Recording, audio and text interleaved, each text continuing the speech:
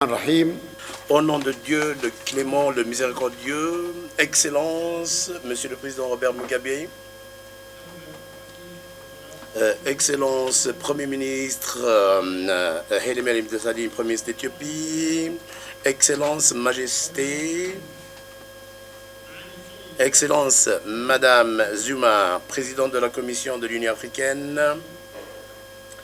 Excellence, Monsieur Ban Ki-moon, Secrétaire général de l'Organisation des Nations Unies. Et vous allez nous manquer, Monsieur le Secrétaire général. Excellence, Monsieur le Président de Serbie,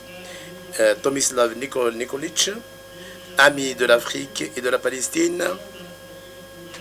Excellence, Monsieur le Premier ministre de l'État du Royaume de Suède, Stefan Löfven, ami de l'Afrique et de la Palestine, ami du cœur, tout protocole observé, que le salut soit sur vous. J'ai l'insigne honneur, en prime abord, de vous dire tous mes remerciements et toute mon appréciation profonde pour votre invitation généreuse qui nous est adressée pour prendre part à votre sommet et qui se tient aujourd'hui en sa 26e session sous le thème 2016, Année africaine des droits de l'homme et particulièrement des droits des femmes.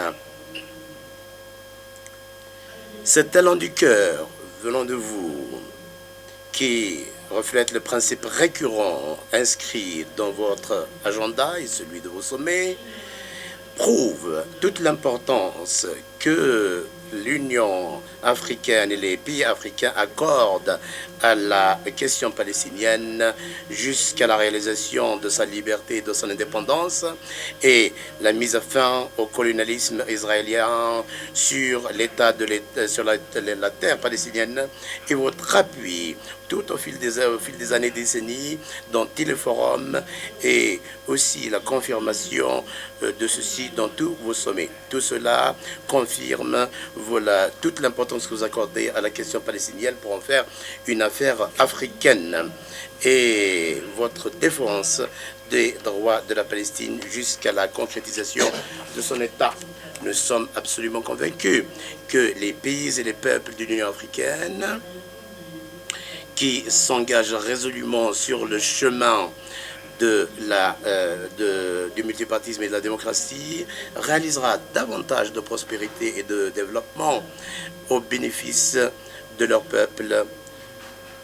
Et à cette occasion, je voudrais féliciter les frères et les amis et chefs d'État et de gouvernement qui ont été élus ou qui ont été réélus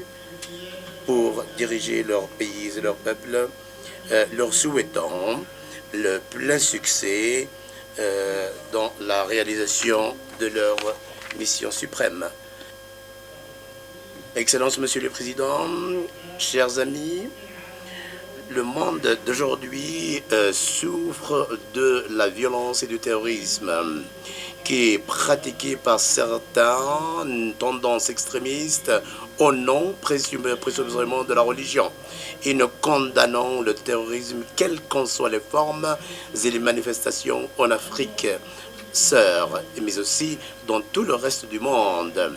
Et plus précisément, les agressions récentes qui ont eu lieu au Mali, au Burkina Faso, au Kenya, au Cameroun, au Nigeria, au Niger, en Somalie et avant elle en France et ailleurs dans le monde. La Palestine qui a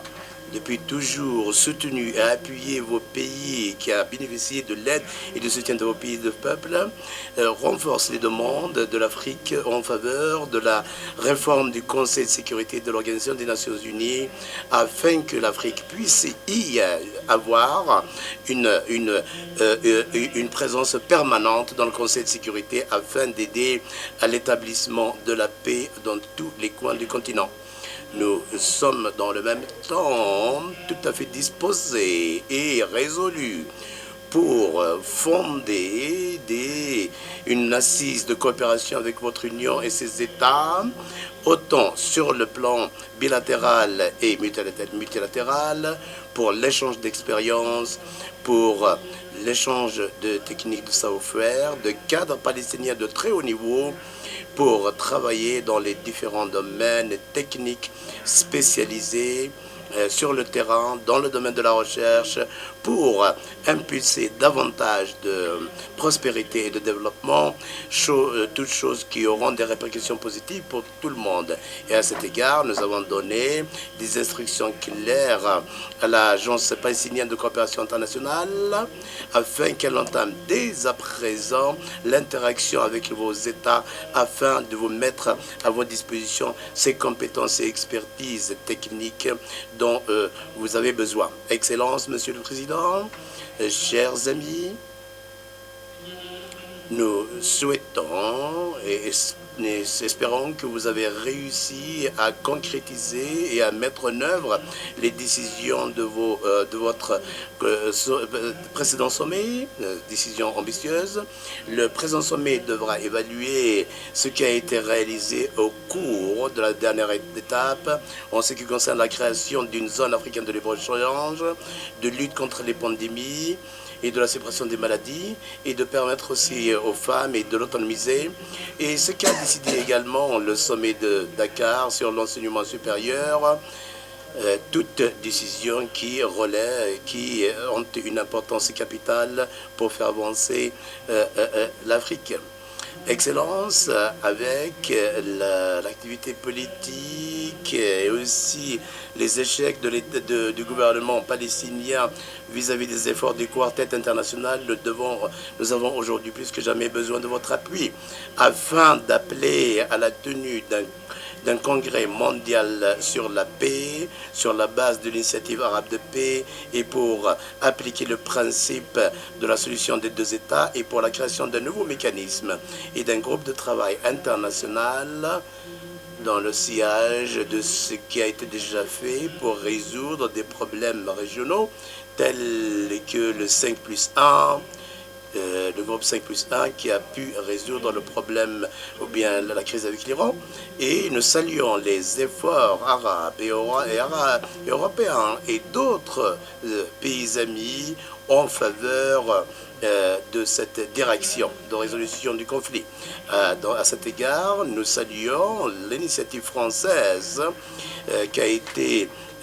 été annoncée par le ministre des Affaires étrangères, M. Fabius, hier. Nous réitérons ici que la situation qui prévaut actuellement dans